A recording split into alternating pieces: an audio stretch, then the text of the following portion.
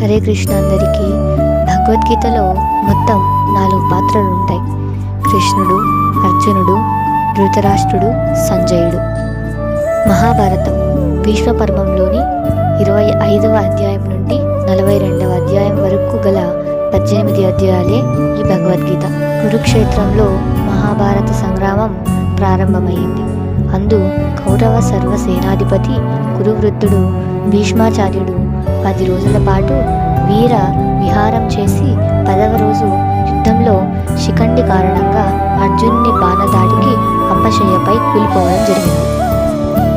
ఇటు సంజయుడు యుద్ధంతో పాటు వ్యాస మహర్షి ప్రసాదించిన దివ్య దృష్టి కారణంగా యుద్ధరంగంలో ఎక్కడెక్కడ ఏమేమి జరుగుతుంది, ఎవరెవరు ఏమేమి మాట్లాడుకుంటున్నారు, ఎవరి ఆలోచనలు ఏమిటి అనే విషయాలను గ్రహించిన వాడై కురువృద్ధుడు భీష్ముడు కూలిపోవడాన్ని, యుద్ధ విశేషాలను ధృతరాష్ట్రుడికి వినిపించడానికి ఆనాడు రాత్రి హస్తినాపురం చేరాడు.